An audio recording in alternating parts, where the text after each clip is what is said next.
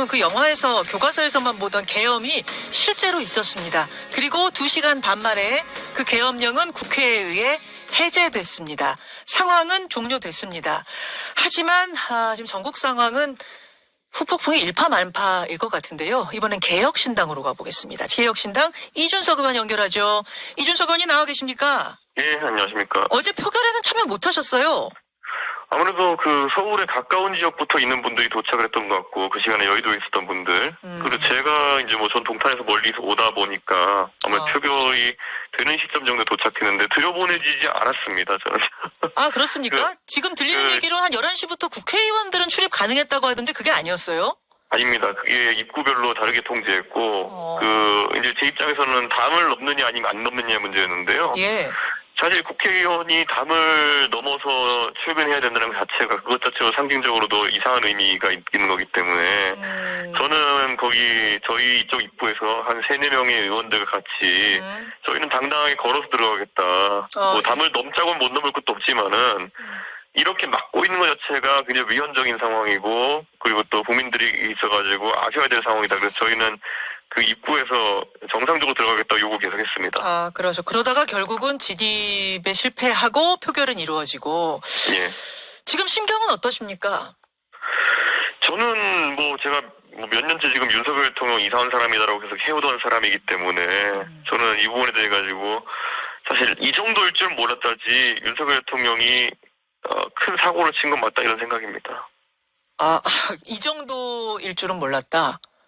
예, 근데 이 정도일 줄 몰랐다라는 거는 정말 본인이 법률가 출신 아닙니까? 예, 근데 헌법에도 위배되고 그리고 내용면에 있어서도 나중에 포고문이라고 나온 거, 포고령이라 나온 거 보면은 도대체 이거에 무슨 의대 문제가 왜 나오는지 저는 굉장히 두서없는 그런 어떤 시도였고 그리고 저는 대한민국 공무원 사회 또 군경이 이런 시도에 대해 가지고 아주 적극적으로 서포트하지 않는 것 같다 이런 인상 받았습니다.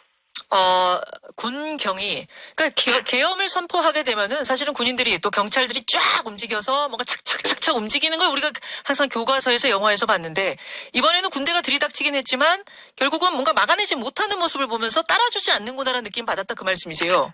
그리고 현장에서 저희를 막아세우던 경찰관들도 사실 이 문제에 대해 가지고 제가 아니 국회의원이 일하러 가는데 이걸 막는 것이 맞습니까? 하면서 제가 소리를 그랬을 때 거기 있는 젊은 경찰관들, 기동대 경찰관들이 굉장히 동요를 하더라고요. 아, 그래요. 동요한다는 거는 무슨 말이에요? 그 지휘관 같은 경우에는 계속 여기 막아야 됩니다 이렇게 얘기했지만은 그 옆에 있는 이제 젊은 그 경찰관들 같은 경우에는 국회의원들은 들여보내야 되는 거 아닙니까라고 현장에서 이제 또 얘기하는 경우도 있었고. 그래요. 그래서 일사불란하다는 그런 느낌보다는 그 안에 상당한 동요가 있었다 이런 게 보였습니다. 제가 오늘 인터뷰를 쭉 하면서 계속 던지고 있는 질문이 하나 있습니다. 예. 도대체 윤 대통령은 왜 갑자기 이렇게 치밀하지도 않은 계엄을 선포했을까? 왜라고 보십니까? 윤 대통령을 누구보다 좀 잘 아는 분이시니까 제가 질문드립니다. 왜라고 보십니까? 저는 그분에 대한 깊은 신뢰가 있죠. 그분이 정말 이상한 분이라는 깊은 신뢰가 있는데 사실 그것만으로 보기엔 좀 어려운 게 특수한 상황이 발생한 거 아니냐라는 의심을 의원들끼리 많이 했습니다. 어제. 특수한 상황이 우리 모르는 상황이 발생한 게 아니냐? 그게 뭘까요?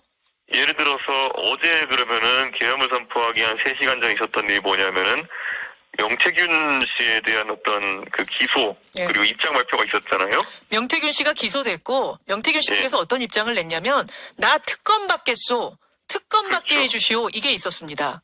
그런데 그거 정도가 어제 주요 뉴스였는데 이런 상황이 발생한 걸 보고 어제 야당 의원들 사이는 본회의장에서 이런 얘기도 했습니다. 어제 이제 명태균 사장이 그런 입장을 밝힌다는 것은 특검을 하자고 하는 것은 이제 사실상 본인이 갖고 있는 자료 같은 것들을 적극적으로 제공하겠다는 의사의 표현이 아니냐.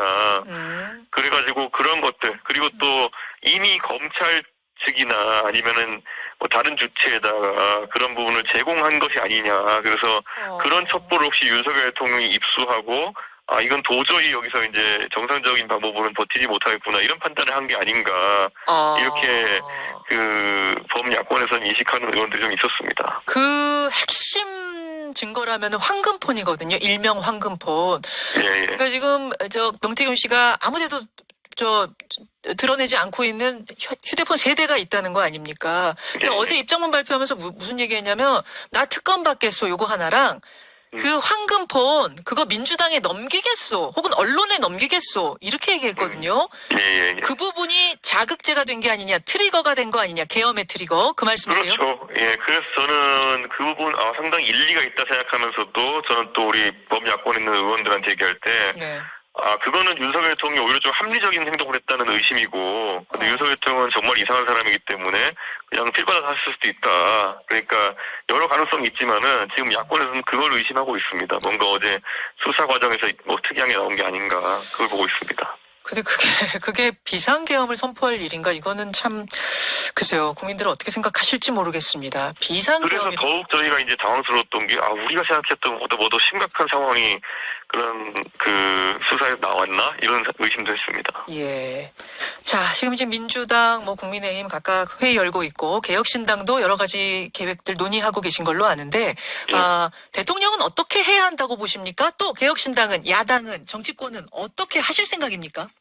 지금 범야권에서 저희가 어젯밤에 본회의장 논의할 때, 범야권의 주요 의원들 같이 논의했을 때는, 바로 이제 탄핵 방향으로 가야 된다라는 이야기가 많이 나왔습니다. 민주당에서는, 그리고 말씀하십시오. 그 탄핵이라는 거는 절차를 복잡하게 하지 않기 위해서 원래 탄핵할 때 청구항을 막 넣지 않습니까? 예. 탄핵해야 되는 이유 이거저거 이런 거였는데 다 빼고, 내란을 획책한 거 하나만 넣자. 내란 획책이라고 보십니까? 저는 당연히 이건 지금 대통령이 내란에 준하는 행동을 일으킨 거다. 우리 예전에 보면은 12.12가 뭐였습니까? 사실, 그때는 주체가 대통령은 아니었지만은, 네. 군인들이 사실상 그런 내란을 일으켜가지고 국가를 전복시키려고 했던 것, 그리고 그게 그들 입장에서는 성공이었던 그런 불행한 역사 아니겠습니까? 그렇죠. 그래서는 이번에는 실패한 내란 선동이다, 내란 획책이다, 이렇게 범야권에서 규정하고 있는 것 같습니다. 그 말씀은 저희가 앞에서도 언급했습니다만 계엄을 선포할 요건이 충족되지 않는 상태에서 군대를 동원했기 때문에 그것은 12.12 쿠데타와 같은 사유가 충분치 않은 상황에서 군인을 동원해서 국가를 전복시키려 했다. 따라서 내란이다. 이 말씀이신 건가요? 그래서 굉장히 지금 그 대화 속에서 격앙된 말들이 왔고요. 사실 그 전에 제안되었던 문제 보면은 우선 어제 제가 이제 국민의힘 의원들하고도 좀 얘기를 했었는데요. 네. 오늘 새벽이죠. 오늘 새벽에 만약에 네. 오늘 중으로 범야권에서 현재 올라와 있는 특검에 대한 거부권 제의결을 진행하면은 국민의힘이 어떻게 반응하겠느냐라는 것도 물어봤었습니다. 김건희 여사 특검법 재표결하면 예. 근데 국민의힘 의원들이 뭐라고 얘기했냐 그러면은 네. 오늘 만약에 이따가 오후에 올리면은 예. 반대할 수가 없다 이렇게 얘기했거든요. 그래요. 그러니까 지금 이제 범야권 입장에서는 지금 그런데 그것보다도 더 강경파가 더 이제 힘을 받는 상황이거든요. 그래서 지금 두 가지가 있습니다. 오늘 중으로 김건희 여사 특검에 대한 재의결을 진행하자라는 야권의 주장과 그거는 이제 과반 출석의 3분의 2 이상 찬성입니다. 그렇죠, 그렇죠. 근데 이제 국회에서 바로 탄핵을 날리자라고 하는 거는 3분의 2 제적 의결이니까 200명 이상이 필요한 겁니다. 예. 그래서 이걸 단계별로 1단계에서 특검으로 가자라는 의견과 바로 탄핵으로 가자라는 의견이 지금 양분되어 있는 상황입니다. 이준석 의원의 생각은 어떠십니까? 저는 지금 분위기에서는 바로 탄핵 가자라는 얘기가 맞는 것 같고요. 저희 개혁신당도 지금 내부의 구성원들 의견을 나눠보면은 탄핵에 가깝게 가자라고 이제 되어 있습니다. 그리고 또 한 가지 봐야 될 것이 저는 지금 그 와중에 또 범야권에서 최후 통첩을 하자는 얘기도 나오고 있습니다. 최후 통첩이라 하면 어떤 건가요? 그러니까 이 모든 절차를 하기 전에 예를 들어서 24시간의 시간을 두고 대통령이 그 내에서 하야하라고 권고하자는 일이 있습니다. 예. 앞서 민주당에서 그 얘기를 하시더라고요. 이번 주 한 일요일 정도로 박주민 의원은 보시는 것 같은데 그 최후 통첩의 기간을 이준석 의원은 그걸 더 짧게 가져갈 수 있다고 보시고 개인적으로는 즉각 탄핵이 더 맞다고 보시는 거예요.